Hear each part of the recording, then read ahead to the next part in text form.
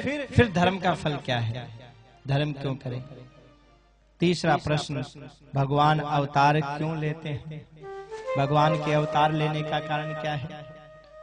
कोई कहता है भगवान रावण को मारने के लिए आया, कोई कहते हैं कंस को मारने के लिए आए। तो जब वो परमात्मा है, भगवान है, तो महाराज रावण और कंस को मारने के लिए फिर यहां आने की क्या जरूरत है?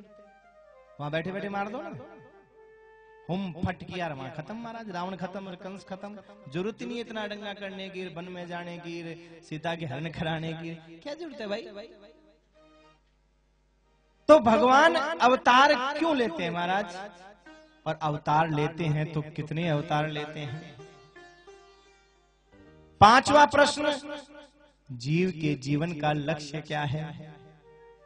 आए हम यहां पर, करना है हमको क्या?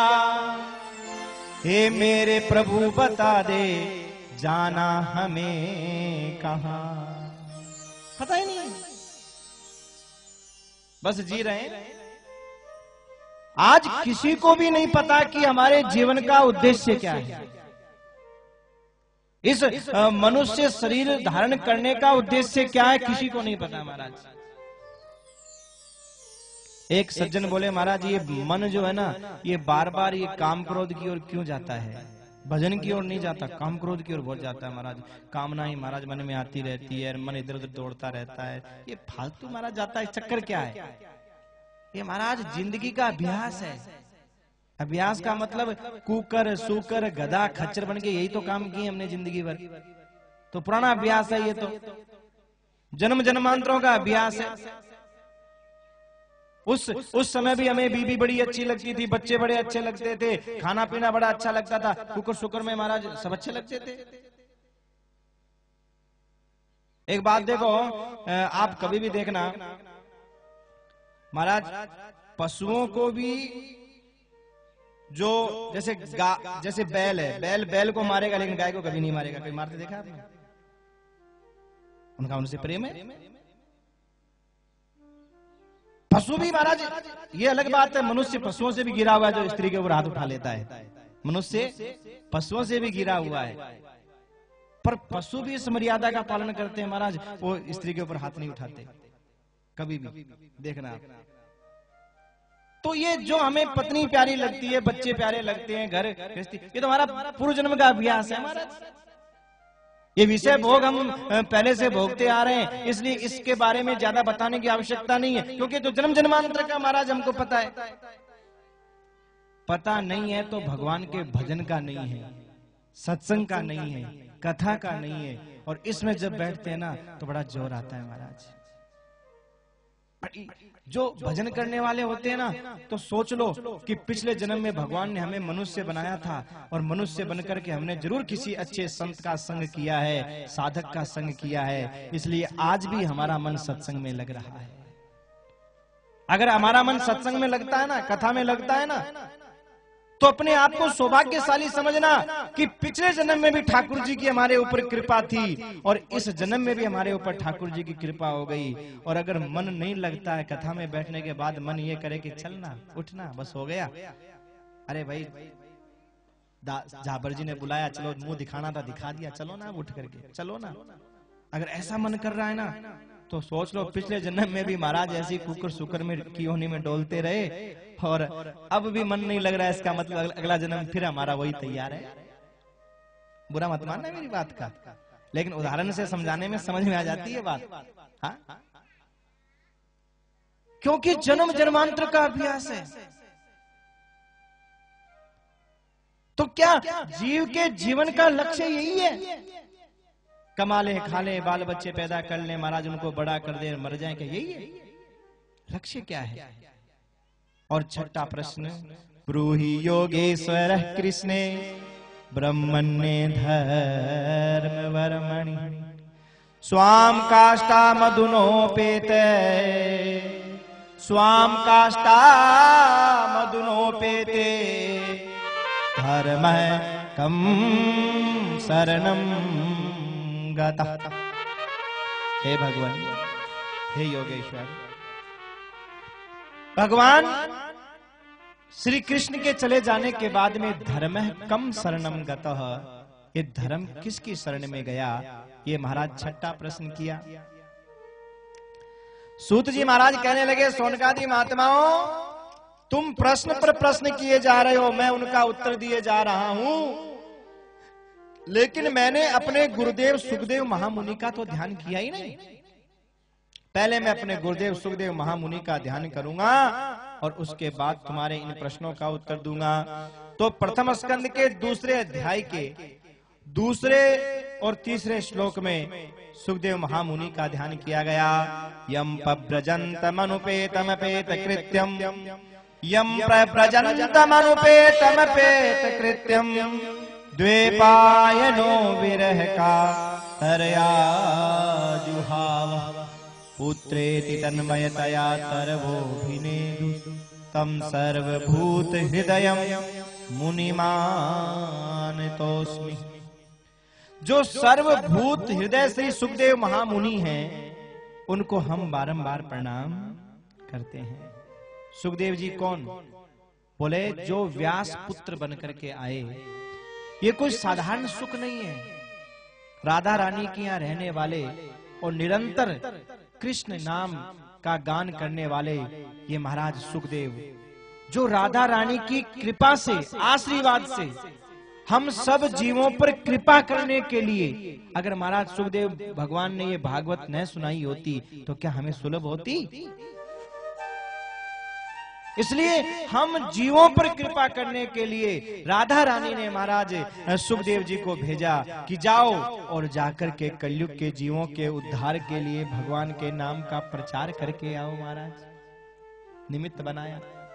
और अमरनाथ की गुफा में आप सब जानते हैं कि जो अमर कथा भोले बाबा सुना रहे थे माता पार्वती को, तो जब कथा सुना रहे थे मना कर दिया था, देवी अमर कथा का हर कोई अधिकारी नहीं होता, कैलाश में नहीं सुनाई। माता जी बोली मुझे तो सुनाओ, चाहे कहीं ले जाके सुनाओ।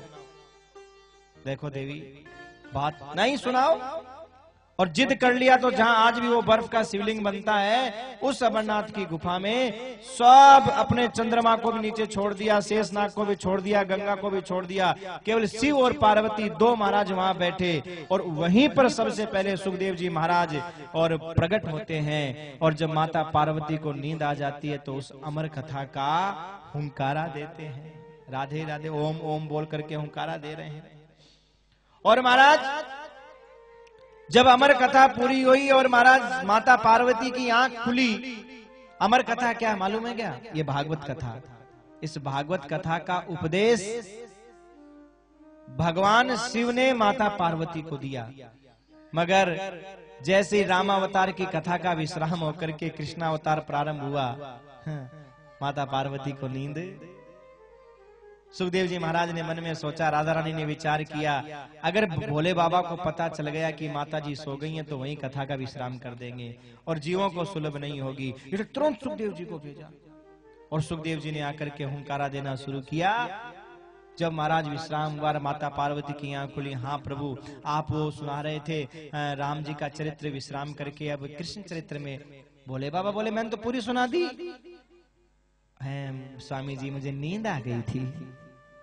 भोले बाबा ने कहा, देवी मैंने कहा था ना, अमर कथा के तेई अधिकारी, अमर कथा के तेई अधिकारी, अमर कथा के तेई अधिकारी, अमर कथा के तेई अधिकारी, जिनको सत्संग, अमर कथा के तेई अधिकारी।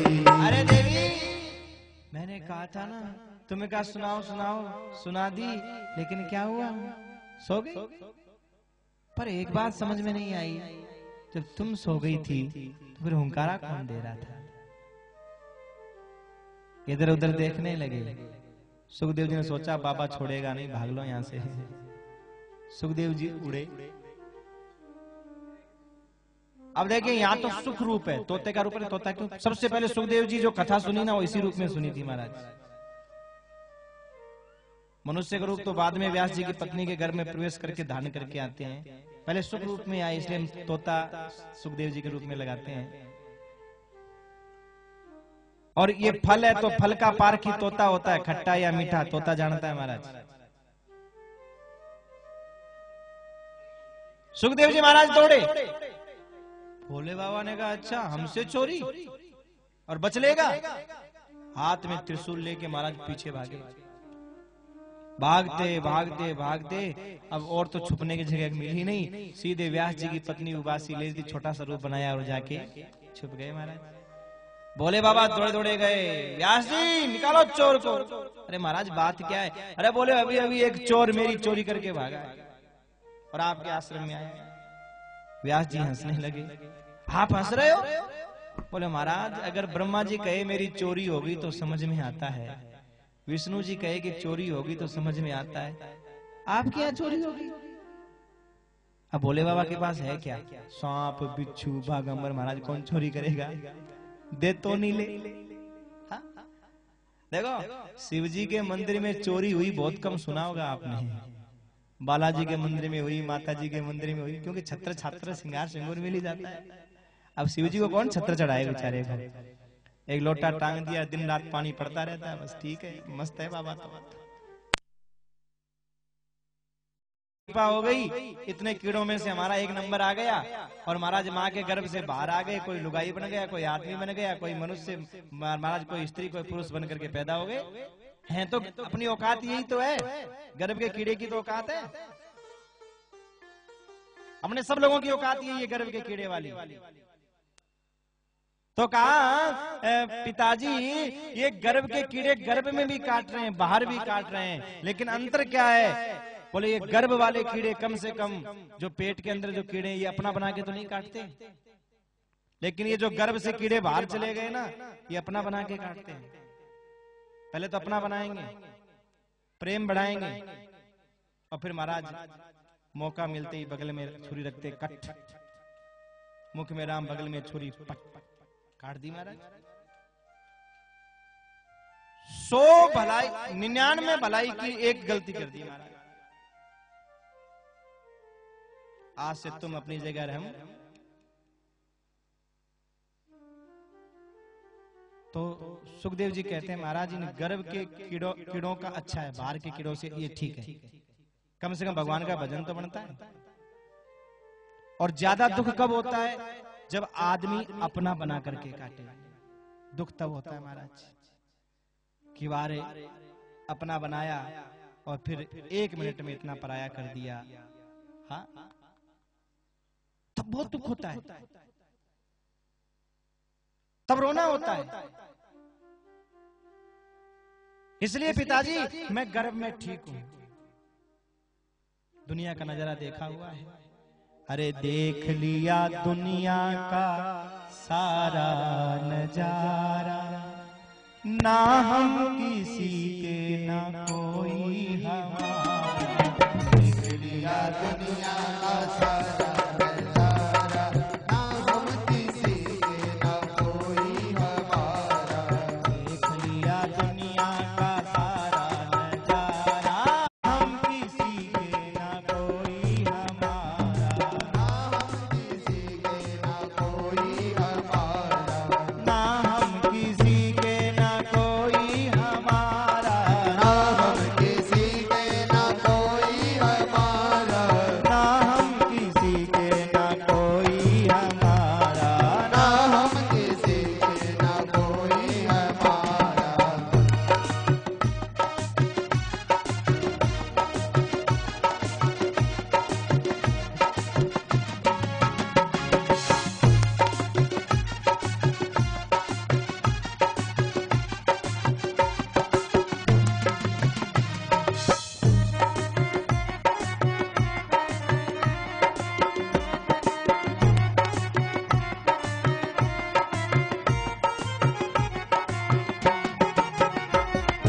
मतलब से संसार सर भी झुकावे, मतलब से संसार सर भी झुकावे,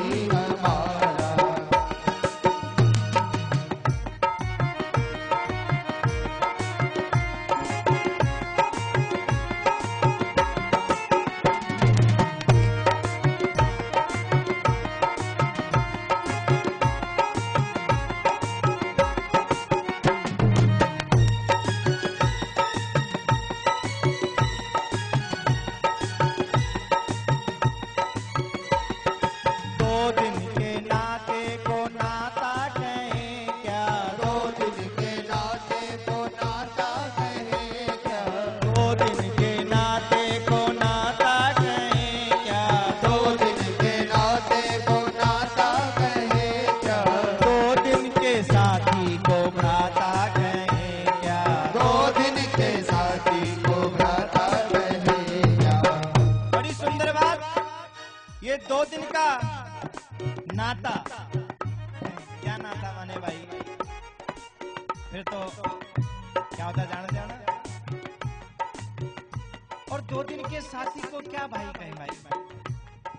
2 दिन के नाते को नाता कहें क्या, 2 दिन के नाते को नाता कहें क्या, 2 दिन के साथी को भ्राता कहें क्या, 2 दिन के साथी को भ्राता कहें क्या। आखिर तो जाना है सबसे ही न्यारा, आखिर को जाना है सबसे ही न्यारा, ना हम किसी के ना कोई हमारा, ना हम किसी के ना कोई हमारा। देख लिया दुनिया का सारा नजारा, देख लिया दुनिया का सारा नजारा, ना हम किसी के ना कोई हमारा, ना हम किसी के ना कोई हमारा। क्या लेगा बन करके राजा और रानी, क्या लेगा बन करके राजा और रानी। आज होड़ लगी हुई है, मैं बड़ा बनूं, मैं बड़ा बनूं, मैं आगे हूं। होड़ लगी हुई है महाराज, मैं राजा, मैं रानी, मैं सेठ, मैं सेठानी। ये सेठ बन गया, मैं भी सेठ बनूंगा। होड़ लगी हुई है। लेकिन संत कहते हैं क्या लेगा बन करके राजा और रानी, क्या लेगा बन करके राजा और रानी, क्या लेगा बन करके सेठ और सेठानी, क्या लेगा बन करके सेठ और सेठानी, क्या लेगा बन करके सेठ और सेठानी, क्या लेगा बन करके सेठ और सेठानी। बन करके भक्त हम तो करेंगे गुजारा, बन करके भक्त हम तो करेंगे गुजारा, ना हम किसी के ना कोई हमारा, ना हम किसी के ना कोई हमारा।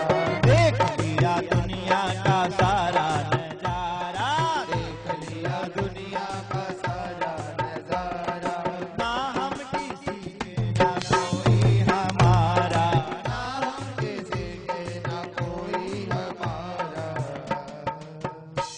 देख लिया दुनिया का सारा नजारा, ना हम किसी के ना कोई हमारा। अरे क्या लेगा बनकर के राजा और रानी, क्या लेगा बनकर के सेठ और सेठानी। बड़ी बड़ी कोठियों में कबूतर बोल रहे हैं। बड़े बड़े राजा के महलों में आप देख रहे हो क्या हो रहा है? हाँ? महाराज बनकर के भक्त, देखो ठाकुर जी कृपा से दाल रोटी मिल जाए और बाकी समय में महाराज भगवान का भजन जो करता है ना, उससे बड़ा धनवान कोई दूसरा नहीं होता दुनिया में। संतोषी सदा सुखी।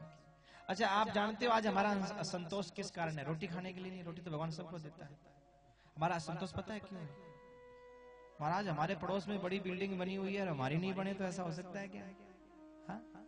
देखो हम क्यों भाग रहे हैं, क्यों दौड़ रहे हैं, जरा विचार करो।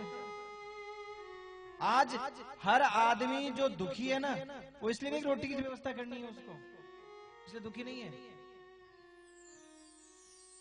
मुर्दे को प्रभु देता है, मुर्दे को प्रभु देता है लकड़ी, कपड़ा, आग, और जिंदा नर चिंता करे ताके बड़े अभाग।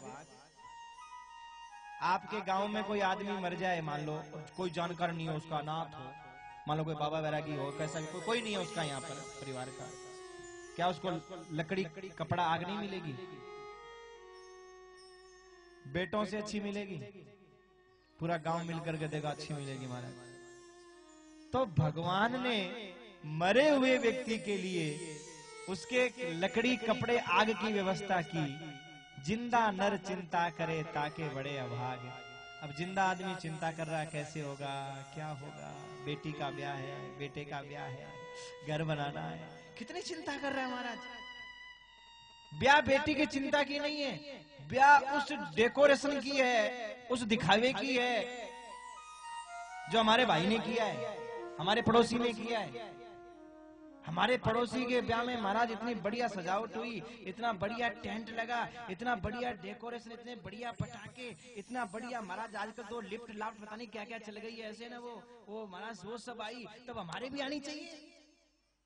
दुख तो इस बात का है ना, चाहे भर जाए। एक बार न्यूज में खबर आई थी, कोई वो लिफ्ट में दूल्हा दुल्हन ऐसे हीरो की बनी हुई थी महाराज, उसमें ऊपर ऊपर घूम के नीचे आ रहे थे और ऐसे नीचे आए कि वो लिफ्ट टूटी, पट पटाखा बोल गया महाराज, बोल गया मोरिया, कर लियो ब्याह।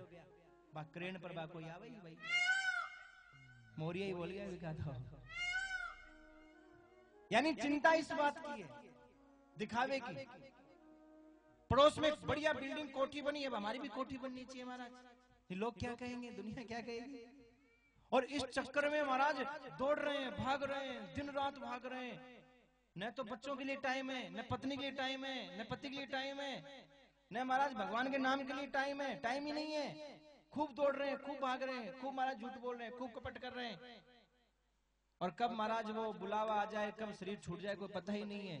हाँ, तो बनकर के भक्त हम करेंगे गुजारा, ना हम किसी के ना कोई हमारा। क्या लेगा बनकर के सेठ और सेठानी, क्या लेगा बनकर के राजा और रानी। महाराज इतना सुंदर उपदेश दिया है यहाँ पर सुखदेव जी महाराज ने। व्यास जी बोले बेटा तो गर्भ में कब तक रहोगे, कोई तो उपाय होगा बाहर आने का। बोले भगवान स्वयं अगर आकर के कहें कि मेरी माया नहीं सताएगी तो मैं बाहर आऊं, और उसी समय तुरंत भगवान का प्राकट्य होता है। और भगवान ने स्वयं आकर के कहा, हे सुखदेव तुम्हारा तो संसार के अंदर अवतरण इसीलिए हुआ है कि जीवों का कल्याण, माया में फंसे हुओं को माया से निकालने के लिए। अरे तुमको माया क्या कहेगी। और तब महाराज भगवान के आदेश से 12 वर्ष के बाद में सुखदेव जी महाराज का जन्म होता है। व्यास जी के यहाँ नाल छेदन संस्कार भी नहीं हुआ, नाल को महाराज कंधे पे डाला और चल दिए जंगल की ओर महाराज। ऐसे परम ब्रजंत श्री सुखदेव महामुनि, जिनके चरणों में हम बारंबार प्रणाम वंदन करते हैं। व्यास जी महाराज पीछे पीछे दौड़े, पुत्रे तन्मय तया तरवो विनेदु द्वे पायनो विरह कातर, विरह से कातर होकर के दौड़े। लेकिन सुखदेव जी तो कुछ नहीं बोले, पेड़ों में बैठ करके सुखदेव जी ने मानो आवाज दी, हे व्यास जी इतने बड़े ज्ञानी हो, हमारे कितने पुत्र हुए फल रूपी, हमने आज तक कभी उनके विरह में रोए नहीं, दौड़े नहीं, और आप एक बेटा हुआ उसके पीछे दौड़ रहे हो। ऐसा उपदेश दिया महाराज, ज्ञान हो गया। सुखदेव जी महाराज के चरणों में वंदन करने के बाद में नारायणम नमस्कृत्यम नारायणम नमस्कृत्य नरम चैव नरोत्तमं देवीं सरस्वतीं व्यासं ततो जय मुदीरयेत्। भगवान नारायण की स्तुति करते हुए, सरस्वती माता की स्तुति करते हुए, और बहुत सुंदर महाराज उन प्रश्नों का उत्तर दिया। परमात्मा को प्राप्त करने का सबसे सरल मार्ग क्या है, पहला प्रश्न था। तो सज्जनों, छठा श्लोक प्रथम स्कंद के दूसरे अध्याय का, जिसमें भगवान को प्राप्त करने का सबसे सरल साधन बताया है। क्या? भक्ति।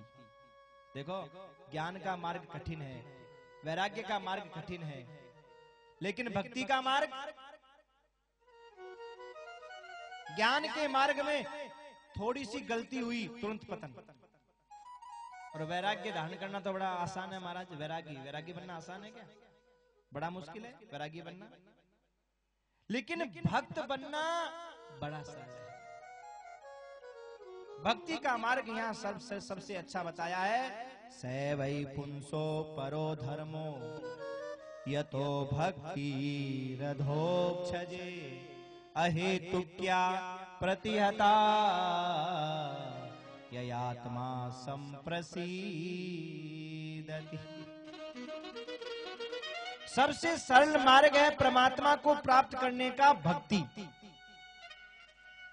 और सज्जनों, भक्ति में भी दो प्रकार की भक्ति होती है, अहेतुक्या प्रतिहता। एक होती है हेतु की भक्ति और एक होती है अहेतु की भक्ति। हेतु की माने स्वार्थ की और दूसरी निस्वार्थ की। एक भक्ति है स्वार्थ की, जिसमें स्वार्थ छुपा होता है महाराज। स्वार्थ की भक्ति कैसे कि हे बालाजी महाराज, मेरे बेटे का ब्याह हो जावे तो मैं तेरे स्वामणी करूं। अब भक्ति तो है, भक्ति है तभी तो महाराज वो स्वामणी बोल रहा है, नहीं बोलने की क्या जरूरत थी। भक्ति तो है लेकिन स्वार्थ की है कि बेटे का ब्याह होवे तो स्वामणी करूं, नहीं तो भोग नहीं लगाऊं। ब्याह नहीं होता महाराज। हाँ? अब बेटे में लखन नहीं है चाहिए महाराज, 2 कोड़ी गई पर बेटे का ब्याह हो जाए महाराज। हाँ? सजनों, अगर एक बात का ध्यान रखना, हमारी संतान योग्य है तो बहू ढूंढनी नहीं पड़ेगी, रिश्ता ढूंढना नहीं पड़ता। आज समस्या क्या है, हम अपनी संतान को योग्य नहीं बनाते महाराज। और जब योग्य नहीं बनाते फिर क्या होता है, जब रिश्ते का नंबर आता है तो महाराज ऐसे तो होता नहीं, फिर क्या करें, थोड़ा सूरत भेज दो। बुरा मत मानना, क्योंकि यहाँ के ज्यादा लोग सूरत में रहते हैं, कहीं आप बुरा मान जाओ मेरे इस उदाहरण का। चलो दिल्ली भेज देते हैं, सूरत नहीं भेजते हैं क्योंकि यहाँ के लोग सूरत ज्यादा रहते हैं, कहीं बुरा मान जाए। अब महाराज ढंग से पढ़े नहीं लिखे नहीं, 10 में बस हो गए, 12 में 12 बज गई, और अब न तो कोई ज्यादा, क्योंकि जब आपने अपने ब्रह्मचर्य आश्रम को बिगाड़ लिया तो गृहस्थी बिगड़नी है महाराज, गारंटी की बात है। और ब्रह्मचर्य आश्रम में अगर कुछ बनने के लिए आपने परिश्रम किया, विद्या धनम सर्वधनम प्रधानम, सबसे बड़ा धन है विद्या रूपी धन। अगर विद्या रूपी धन आपने कमा लिया तो महाराज बाद में आगे के वर्षों में बैठे बैठे उसका ब्याज खाओगे। और नहीं तो भैया रोज पत्थर ढोके कमाओ, रोज बाद में खाओ। अगर नहीं कमाया तो इन 25 वर्षों में मुंह फाड़ते रह गए, ऐसे वैसे तो रह गए। अब आज के बच्चे क्या होते हैं, पहले तो मटर गश्ती करते हैं महाराज 25 वर्ष तक ऐसे, ठीक है पास हो रहे हैं, तो 10 में बस या 12 में 12 बच जाती है। अब बेचारे माँ बाप परेशान कि रिश्ता कैसे हो, तो क्या करें, बोले सूरत भेज दो। बोले छोरो के काम करें, बोले छोरो सूरत में अकाउंटेंट ऑफिसर है और करे बाणिये का 5000 में नौकरी। अब सूरत तो जाके कोई देखेगा नहीं, अकाउंटेंट ऑफिसर है, छोरी आना राजी हो जाओ। ओहो महाराज जमाई तो अकाउंटेंट है, खूब राजी हो महाराज। और साड़ियां भी कहती है जीजा जी हमको सूरत दिखाना। तेरा जीजा तो सूरत देख ले पहले ब्याह के बाद। अब ब्याह हो गया, ब्याह के बाद में महाराज छोरा एक बार तो सूरत गया, फिर गया ही नहीं। अब क्या जरूरत है, ब्याह तो हो ही गया। छोरी अपने को बाप को बोली पिताजी ये तो जाते ही नहीं है, अब घर में ही रहते हैं, अब को सूरत जाते ही नहीं है। छोरी के बाप ने छोरे वालों से कहा अजी जमाई जी सूरत क्यों नहीं जा रहे, क्या बात है। तो छोरे वाले